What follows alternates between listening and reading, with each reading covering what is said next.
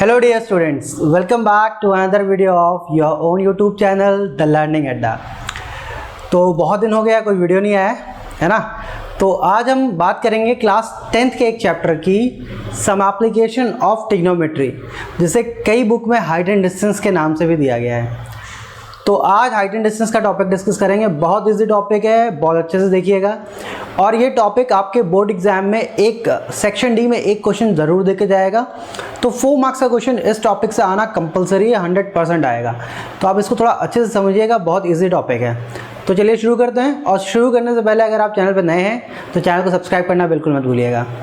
चलिए, तो अगर हम बात करें कि हाइट एंड डिस्टेंस क्या है, हमको पढ़ना क्यों ज़रूरी है, तो सपोज़ करो मैंने कहा ये एक पहाड़ है और इस पहाड़ से मैं 100 मीटर के डिस्टेंस पे खड़ा हूँ और मैंने देखा किसी तरह से मैंने मेजर कर लिया कि इसका जो एंगल ऑफ एलिवेशन है, यहाँ पे जो एंगल बन रहा है ऊपर, ये बन रहा है 45 डिग्री। तो इस पहाड़ की हाइट क्या है? तो इस तरह की प्रॉब्लम और इस तरह से काफ़ी सारे इससे रिलेटेड प्रॉब्लम हम जो है ट्रिग्नोमेट्री की हेल्प से height and distance formula use करके कर सकते हैं। तो चलिए देखते हैं कैसे करते हैं, है ना। तो पहले कुछ बेसिक्स पे बात करेंगे और उसके बाद फिर हम उन प्रॉब्लम्स को करेंगे। सबसे पहले बात करते हैं ऑब्जर्वेशन एंगल की। सबसे पहले अगर हम बात करें ऑब्जर्वेशन एंगल, तो प्रीवियस वीडियो में हम डिस्कस कर चुके हैं कि जो एंगल ऑफ ऑब्जर्वेशन है थीटा, ये चीज़ है ना, इसी को हम एंगल ऑफ ऑब्जर्वेशन कहते हैं, इसी को थीटा रिप्रेजेंट करते हैं। कहीं पे फाई से रिप्रेजेंट किया जाता है, कहीं पे अल्फा से, कहीं बीटा से। तो वो सिर्फ एक रिप्रेजेंटेशन है, उसको देख के कंफ्यूज नहीं होना है, ठीक है। तो अब क्या करेंगे, ये एंगल ऑफ ऑब्जर्वेशन हमारे पास 2 तरह के होते हैं। कौन कौन से? तो अगर मैं कहूँ तो पहला एंगल ऑफ ऑब्जर्वेशन अपने पास है एंगल ऑफ इवैल्यूएशन, एलिवेशन, और दूसरा है अपने पास एंगल ऑफ डिप्रेशन। तो इन 2 तरह के एंगल्स पे हमें यहाँ पे बात करनी है, ठीक है। अब होता क्या है, एंगल ऑफ एलिवेशन क्या है और एंगल ऑफ डिप्रेशन क्या है, इस पे बात करते हैं। सपोज करो हम कहीं बैठे हुए हैं, यहाँ पे सपोज करो हम अपने घर की बालकनी में बैठे हुए हैं, ठीक है। ये बालकनी जो है वो ज़मीन से 15 मीटर हाइट पे है। 15 मीटर बहुत ज़्यादा हो गया, लेकिन हम मान लेते हैं 15 मीटर हाइट पे है। अब हमने देखा यहाँ किसको बैठा है भाई, किसको बैठा है? पांडे जी को बैठा दें। चलो, अनिकेत पांडे यहाँ बैठे हुए हैं, ठीक है। अब अनिकेत पांडे ने देखा कि यहाँ पे एक बॉल पड़ी है, तो इसने देखा कि यहाँ पे एक बॉल पड़ी हुई है, तो इससे इसकी आइज से एक एंगल बना। और याद रखना, हमेशा हम जो एंगल मेजर करेंगे वो हॉरिजॉन्टल के साथ में करेंगे। किसके साथ में? हॉरिजॉन्टल के साथ में। तो ये एंगल जो होगा, ये ऑब्जर्वेशन एंगल नीचे की तरफ जा रहा है, तो ये एंगल ऑफ डिप्रेशन हो जाएगा। एंगल ऑफ डिप्रेशन, है ना भाई। डिप्रेशन होता है तभी तो सब नीचे की तरफ जाता है, इसलिए डिप्रेशन नहीं लेना है, मौज ही करना है हमेशा, ठीक है। तो ये एंगल ऑफ डिप्रेशन होगा, मैं इसको यहाँ पे थीटा मान लेता हूँ। उसके बाद थोड़ी देर बाद और देखा उसने कि एक क्रिकेटर ने बॉल मारी और बॉल ऊपर, काफ़ी ऊपर आ गई। तो इसने क्या किया, इसने देखा कि अरे ये बॉल हटाओ, याली बॉल ऊपर है, इसको देखते हैं। तो इसने इधर से इसको देखना शुरू किया। अब ये बॉल भी एक एंगल बना रही है इसकी आइज से। याद रखना, मैं फिर से कह रहा हूँ, हम हमेशा हॉरिजॉन्टल से ही एंगल मेजर करेंगे। तो इसने यहाँ पे ये एक एंगल में देख लिया, इसको मैं फाई से रिप्रेजेंट करा रहा हूँ। तो ये जो एंगल बनाएगी ये हो जाएगा angle of elevation, angle of elevation. तो इस फिगर से बहुत हद तक एंगल क्लियर हो रहा होगा कि एंगल ऑफ डिप्रेशन, जब हम ऊपर से नीचे की तरफ किसी चीज़ को देखते हैं तो एंगल ऑफ डिप्रेशन बनता है, और एंगल ऑफ एलिवेशन जब हम अपनी आई लेवल से ऊपर किसी चीज़ को देखते हैं तो एंगल ऑफ एलिवेशन बनता है। हमेशा हम एंगल का मेजर आइज के हॉरिजॉन्टल प्लेन से करते हैं, ना तो हम नीचे देखेंगे ना तो ऊपर, ठीक है, हॉरिजॉन्टल प्लेन से करेंगे। और अगर मैं बात करूं कि ये एक ट्रायंगल ABC है, राइट एंगल एट B, और इसको भी मैं अगर यहाँ से मिला दूँ ठीक है, फिलहाल ये हमने एक डिस्टेंस ले ली। तो ये एंगल कितना होगा, ये एंगल हमेशा इस एंगल के इक्वल होगा, ये भी थीटा होगा क्योंकि ये इसके पैरेलल होगा, और हमें पता है कि ये पैरेलल लाइन होंगी तो by the property of parallel line ये ऑल्टरनेट इंटीरियर एंगल हो जाएंगे, और अगर ऑल्टरनेट इंटीरियर एंगल हो जाएंगे तो ये दोनों इक्वल होंगे। अब यहाँ से फटाक से वैल्यू निकालेंगे, जो भी थीटा दे रखा होगा रेशियो निकाल लेंगे। ये फर्स्ट स्टेप है। तो आई थिंक इतना समझ में आ गया होगा आपको। चलो भाई अब आगे बात करते हैं। तो आगे देखते हैं कि कैसे हम इससे प्रॉब्लम सॉल्व करेंगे, ठीक है ना। सपोज करो मैंने कहा कि ये एक लैडर है या एक वॉल है, इससे एक लैडर ऐसे लगी है, ठीक है भाई। तो ये ट्रायंगल बन गया मेरा ABC, जिसमें AB हमारी वॉल है और AC लैडर है, और BC क्या है, the distance between the foot of the wall and foot of the ladder. सीढ़ी और दीवार के बीच की जो डिस्टेंस है वो BC है। ये दीवार है हमारी AB और AC है सीढ़ी, ठीक है। अब सपोज करो कि हमें ये गिवन है कि ये 15 मीटर है, तो 12-15 ले रहा हूँ, उसको 10 ले लेते हैं। ये 10 मीटर हमने कहा, तो और ये जो एंगल बन रहा है ये बन रहा है 60 डिग्री, सपोज कर लेते हैं। तो अब हमें अगर सीढ़ी की डिस्टेंस निकालनी है या सीढ़ी की लेंथ निकालनी है, लैडर की लेंथ निकालनी है, तो हम क्या करेंगे, ये एंगल ऑफ ऑब्जर्वेशन है तो हमारा ये बेस हो जाएगा, और ये जाहिर सी बात है हाइपोटेन्यूस होगा क्योंकि ये 90 डिग्री है, ठीक है। तो हमें बेस कोई भी दो साइड्स चाहिए, तो यहाँ बेस है अपॉन हाइपोटेन्यूस। तो अगर याद हो हमने डिस्कस किया था पंडित बद्री प्रसाद हरि हरि बोल, तो उसके अकॉर्डिंग ये क्या बनेगा, देखो पंडित बद्री प्रसाद हरि हरि बोल, तो ये देखो ये आया है ना, सोना चांदी तोल, C फॉर कॉस। तो यहाँ पे क्या आएगा, ये B/H is equals to cos, तो ये आएगा cos theta, and theta is 60 degree है। तो हम ये वैल्यू पुट कर लेंगे, हो गया। अब वैल्यू देखो B की वैल्यू क्या है, 10 है, पुट कर दो, H is H, cos 60 is 1/2 I think, cross multiply करो, H इक्वल्स टू 20 मीटर। तो हम आंसर लिखेंगे the height the length of the ladder is 20 metre.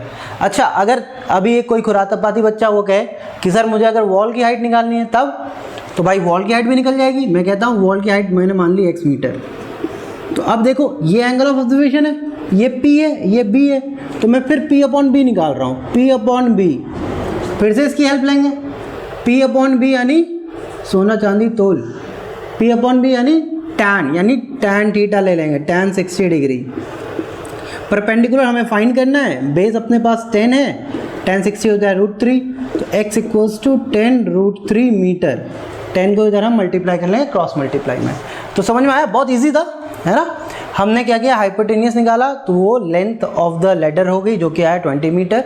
फिर हमने परपेंडिकुलर निकाला जो कि आ गया हाइट ऑफ द वॉल, तो ये 10√3 मीटर हो गया। बस ख़त्म कर लिया। तो भाई चलो ऑल सेट, हमने सब सीख लिया है इस चैप्टर में, बस इतना ही है, इसके अलावा कुछ भी नहीं है चैप्टर में, बहुत इजी है। चलो स्टार्ट करते हैं। हम स्टार्ट करेंगे एक्सरसाइज 9 NCERT से। NCERT में ये exercise some application of trigonometry के नाम से है। तो अब चलो स्टार्ट करते हैं। तो पहला क्वेश्चन ये कहता है, a circus artist is climbing a 20 metre long rope. एक सर्कस आर्टिस्ट है जो कि एक 20 मीटर लॉन्ग रोप पे चल रहा है, which is tightly stretched and tied from a top of a vertical pole on the ground। Vertical pole के टॉप से ग्राउंड तक बंधी हुई है। Find the height of the pole if the angle made by the rope is with the ground level is 30 degree. तो भाई देखो क्या है, हमसे कह रहा है एक पोल है, इसके टॉप से एक रस्सी बनी है, उसको हमने नीचे ग्राउंड पे बांध दिया है। अब इसको यहाँ से मिला लो, जब मिलाएंगे तो ये क्या आएगा, ये एंगल हमें 30 डिग्री गिवन है। इसको A सपोज कर लेते हैं, इसे B, इसे C, ये एंगल हमारा 90 डिग्री हो जाएगा। और क्या कह रहा था, height of the pole I think given है ना। हाइट ऑफ द पोल कितना है, हाइट ऑफ द पोल है 20 मीटर लॉन्ग रोप। अच्छा, रोप की हाइट गिवन है 20 मीटर, तो रोप हमारी ये पार्ट, तो इसको हम 20 मीटर कंसीडर कर लेते हैं। अब हमें निकालना क्या है, हमें निकालना है हाइट ऑफ द पोल। कहता find the height of the pole. ठीक है, हाइट ऑफ द पोल निकालना है, तो हम कहेंगे लेट, क्या कहेंगे, सॉल्यूशन में लिखते हैं let the height of the pole be x metre या h मीटर, है ना, हम कुछ भी सपोज कर लेते हैं, x h कुछ भी सपोज कर लेते हैं, ये हमारा x हो गया। अब क्या करेंगे, देखो हमें ये पता है और ये निकालना है, एंगल पता है। अगर हमारा एंगल ऑफ ऑब्जर्वेशन यहाँ पर है तो ये क्या हो जाएगा, perpendicular, opposite to the angle of elevation. ठीक है, ये परपेंडिकुलर हो गया और ये बेस, ये हमारा हाइपोटेनस हो जाएगा क्योंकि 90 के सामने है। यानी हमारे पास क्या आ गया, P/H, और P/H होता है आई थिंक साइन थीटा, और थीटा की वैल्यू अपने को 30 गिवन है, तो ये हो जाएगा साइन 30 डिग्री, और P है अपने पास x और H is 20, x/20 equals to, ये कितना होता है 1/2, 20 को उधर भेजो, x is equals to 1/2 of 20, it will give us 10 metre. यानी जो हाइट ऑफ द पोल आ गई वो आ गई 10 मीटर। तो आंसर में लिख दोगे तुम लोग क्या, height of the pole is 10 metre. देखो कितनी इजीली हमने इस पोल की हाइट निकाल ली है। ठीक है, हमें क्या था, हमें ये गिवन था कि एक पोल है, इसके टॉप से एक हमने स्ट्रिंग को बांधा हुआ है जिस पे एक सर्कस आर्टिस्ट चल रहा है, उसकी लेंथ 20 मीटर है, तो हमें पोल की हाइट निकालनी है जब एंगल ऑफ एलिवेशन 30 डिग्री बने। ठीक है, जब बन गया तो हमने देखा कि ये परपेंडिकुलर है, ये हाइपोटेनियस है, और हमें पता है परपेंडिकुलर अपॉन हाइपोटेनियस साइन होता है। हमने पुट किया, सॉल्व किया, एक्स की वैल्यू निकल आई, बस। चलो सेकंड क्वेश्चन देखते हैं। तो भाई सेकंड क्वेश्चन कहता है, a tree breaks due to storm and the broken part bends so that the top of the tree touches the ground making an angle 30 degree with it. The distance between the foot of the tree to the point where the top touches the ground is 8 metre. तो भाई चलो पहले figure बनाते हैं। हमसे कह रहा था एक पेड़ था, एक था पेड़, ठीक है, तो एक था पेड़ ऐसे। अब जब हवा आई तो ये यहाँ से ऐसे ऐसे टूट गया, टूटने के बाद ये इस तरह से गिर गया। ठीक है भाई, ये ग्राउंड पे टच हो गया, इसको ले लेते हैं point A, point B, point C. अब ग्राउंड पे टच होने के बाद it is making an angle equals to 30 degree. Ground is the distance between the foot of the tree का फूट ये रहा, to the point where the top touches the ground is 8 metre. ये distance भाई 8 metre given है। कहता है find the height of the tree, तो tree की हाइट निकालनी है। तो हमने सपोज किया, हमने कहा लेट, क्या लेट किया, let the height of the tree be h metre, हमने सपोज कर लिया। अब यहाँ पे क्या करेंगे, हमारे पास हम इन ट्राइंगल ABC देखते हैं। इन ट्राइंगल ABC क्या है अपने पास, अभी ये 8 है। अगर हम AB की बात करें, ये परपेंडिकुलर हमारे पास, तो अगर हम कहें perpendicular upon base is equals to 1030, 1030 perpendicular is nothing but AB and base is BC, और 1030 इज 1/√3। उसके बाद AB की वैल्यू हमें पता नहीं है, तो AB को ऐसे ही रहने दो। BC इज 8 और ये हो गया 1/√3। AB is equals to 8/√3 metre. अब भाई यहाँ पे क्या है, यहाँ पे हम रैशनलाइज करेंगे क्योंकि हम √3 नीचे नहीं लेते हैं, तो हम अभी फ़िलहाल छोड़ दे रहे हैं। लेकिन आप हमेशा आंसर में देखिएगा कि आप आंसर में कभी भी रूट नीचे नहीं लेंगे, उसको रैशनलाइज ज़रूर करना है। ठीक है, मैं इसको इक्वेशन 1 लेके छोड़ दे रहा हूँ क्योंकि मेरा क्वेश्चन अभी कंप्लीट नहीं हुआ है। अब सेकंड पार्ट के लिए मैं फिर से इन ट्राइंगल ABC ले रहा हूँ, इन ट्राइंगल ABC। अब देखो ये जो AC पार्ट है ये भी तो पेड़ का ही पार्ट है। ये जो पार्ट पहले ऐसे टूटा था, गिरा, है तो पेड़ का ही पार्ट, अलग तो है नहीं कुछ।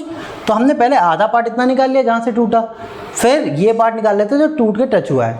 इसके लिए हमने क्या किया, AC/BC। अब AC अपने पास हाइपोटेनियस है, BC परपेंडिकुलर बेस है, तो हाइपोटेनियस अपॉन बेस होता है सेक थीटा, यानी सेक 30 डिग्री। तो AC की वैल्यू पता नहीं, हमें निकालनी है। BC इज 8 और सेक 30 की वैल्यू होती है 2/√3। अब इसको अगर सॉल्व करें तो AC is 16/√3 metre, equation number 2। अगर हम बात करते हैं H यानी हाइट ऑफ द ट्री की हाइट क्या थी? H थी, लेकिन H क्या है? ये AB प्लस AC ही तो H है, यही तो पेड़ बना था पहले, वही टूट के गिर गया। ठीक है, तो ये हो जाएगा क्या? AB plus AC। तो AB की वैल्यू अपने पास है 8/√3 और AC इज 16/√3। इसको सॉल्व करेंगे तो ये आएगा 24/√3। और जैसा कि अभी हमने डिस्कस किया था, हम √3 नीचे नहीं लेते हैं तो उसको रेशनलाइज करते हैं, तो it will become 24√3/3। √3 into √3 is 3। अब 3 1 ज़ा 3, 3 8 ज़ा 24, ये आ जाएगा 8√3 मीटर। और अगर और सॉल्व करना है तो √3 की वैल्यू रख दो, 8 इंटू 1.732 यानी 8 2 16 कैरी 1, 8 24 125 को 5 carry 2, 56 into 8 carry 5, 8 1 carry 13.856 metre. वैसे ये करने की ज़रूरत है नहीं, आप लोग यहीं तक करेंगे तब भी आपको पूरे मार्क्स मिलेंगे। तो बस हो गया, कुछ नहीं था। याद रखना, गलती बच्चे क्या करते हैं, बच्चे मोस्टली क्या करते हैं, या तो AB निकाल देते हैं या तो AC निकाल देते हैं, छोड़ देते हैं। हमें ट्री की हाइट निकालनी है, आपको क्वेश्चन पढ़ना होगा। दो तरह से क्वेश्चन आता है, एक में पूरी ट्री की हाइट निकालनी होती है और एक में ये निकालना होता है कितने पार्ट से या कितनी हाइट से वो टूटा है। तो अगर कितनी हाइट से टूटा निकालेंगे तो आप ये निकाल लेंगे, √3 से मल्टीप्लाई करके यहीं पे आपका आंसर आ जाएगा। और अगर पूरे पेड़ की हाइट निकालनी है तो आप AB और AC दोनों की वैल्यू निकाल के ऐड करेंगे, सॉल्व करेंगे तो आपका आंसर आएगा। ठीक है, चलो इसको नोट कर लो। तो भाई थर्ड क्वेश्चन क्या कहता है, देखते हैं। कहता है, a contractor plans to install 2 slides for the children to play in a park. एक कॉन्ट्रैक्टर है, वो पार्क में क्या कर रहा है, स्लाइड्स प्लान कर रहा है। ठीक है, बच्चों के खेलने के लिए। वो होता है फिसलने वाला झूला, जिसमें बचपन में हम लोग फिसलते हैं, सट्टे से नीचे पहुंच जाते हैं, वो वाला झूला है ना, वो बना रहा है for the children below age of 5 year, छोटे बच्चों के लिए। She prefers to have a slide. अच्छा, ये लड़की है, बना रही है, sorry let me correct myself. To have a slide whose top is at a height of 1.5 metre and is inclined at an angle of 30 degree. मतलब एक slide ऐसी जिसकी हाइट 1.5 हो और वो 30 डिग्री पे इंक्लाइन हो रहा है to the ground. Whereas for elder children she wants to have a step slide at a height of 3 meter and inclined at an angle of 60 degree। 60 degree पे होगा और हाइट 3 मीटर होगी, ताकि नीचे गिरे तो पिछवाड़े पे कस के चोट लगे। ठीक है, what should be the length of the slide in each case। तो हमें बताना है कि स्लाइड की जो लेंथ होगी वो क्या होगी, है ना भाई। हंसने की ज़रूरत नहीं है, कभी करके देखना, ट्राई करके देखना। जब वो ऊंचा होगा और सीधा होगा तो जब नीचे जाओगे तो पिछवाड़े में बहुत तेज चोट लगती है। ठीक है, चलो देखते हैं। तो ये कहती है कि मैं एक ही में कर रहा हूँ, 2 फिगर नहीं बना रहा हूँ। इसने कहा ये मैंने 3 मीटर का ले लिया, ठीक है, ये डिस्टेंस ले ली 3 मीटर। अब यहाँ पे क्या होगा, एक स्लाइड है ये बड़े बच्चों के लिए जिसका इंक्लाइनेशन 60 डिग्री है। ठीक है, और फिर एक दूसरी स्लाइड है छोटे बच्चों के लिए जिसका इंक्लाइनेशन 30 डिग्री है। ठीक है भाई, ये 30 डिग्री है, इसकी हाइट है 1.5 मीटर। बस इसको A ले लेते हैं, B C। अब ये ग्राउंड से है तो भाई ये सीधा सीधा होगा, टेढ़ा मेढ़ा तो है नहीं, पीसा की मीनार तो है नहीं जो टेढ़ा मेढ़ा हो। इसका इंक्लाइनेशन 30 डिग्री है, इसको मान लेते हैं D, इसको मान लेते हैं E। अब हमें क्या बताना है, हमें दोनों स्लाइड्स के लेंथ निकालनी है। तो हमने कहा एक लेंथ ये निकालनी है AC और एक लेंथ ये निकालनी है ED। यही तो स्लाइड है भाई, इसी में तो फिसल के आओगे नीचे, है ना।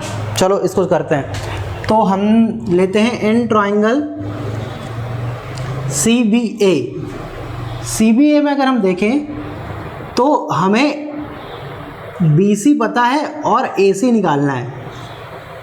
और BC का जो रेशियो है, BC है परपेंडिकुलर और AC है हाइपोटेनियस, तो P/H आ जाएगा। और P/H हमारा होता है आई थिंक साइन थीटा, तो साइन 30 डिग्री आ जाएगा, परपेंडिकुलर अपॉन हाइपोटेनियस। जिसको अगर नहीं याद होता है तो साइड में वो ये मंत्र लिख लेगा, पंडित बद्री प्रसाद हरि हरि बोल, सोना चांदी तोल। तो देखो P/H क्या हो जाएगा, साइन थीटा। तो BC की वैल्यू अपने पास 1.5 गिवन है, हमने लिख ली। AC निकालना है, sin 60 इज़ 1/2, तो यहाँ से AC इक्वल टू आ गया 3 मीटर। तो यानी कि जो इन्हें स्लाइड इंस्टॉल करनी है छोटे बच्चों के लिए, उसकी लेंथ 3 मीटर होनी चाहिए, ठीक है। अब इन ट्राइंगल EBD, अब EBD की बात करें तो यहाँ पे फिर से हमारे पास जो परपेंडिकुलर है EB, और हमें निकालना है ED, फिर से perpendicular upon hypotenuse sine theta भी 60 है ना। साइन इस बार हमारे पास थीटा जो है वो 60 डिग्री है, तो हमने यहाँ साइन 60 रख लिया। तो EB की लेंथ अपने पास है 3 और ED है अपने पास पता नहीं, निकालना है, और ये हो जाएगा √3/2। यहाँ से मैं ED की वैल्यू निकालूँ तो 3 2 जा 6/√3, और आपको पता है √3 नीचे रखना नहीं है तो मल्टीप्लाई कर लो, तो ये हो जाएगा 6√3/3, यानी 3 2 जा 6√3 मीटर।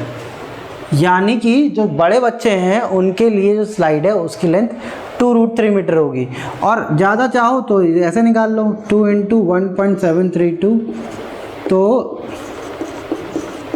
यह आ जाएगा 3.464 मीटर, ये आ गया, ठीक है। बहुत इंपॉर्टेंट सा क्वेश्चन था और बहुत इजी था। हमें 2 स्लाइड नहीं बनानी, 2 स्लाइड की लेंथ निकालनी थी, दोनों की हाइट दे रखा था और इंक्लाइनेशन दे रखा हुआ था, तो हमने सॉल्व किया, रेशियो निकाल के कर लिया बस। चलो pause the video to note it down.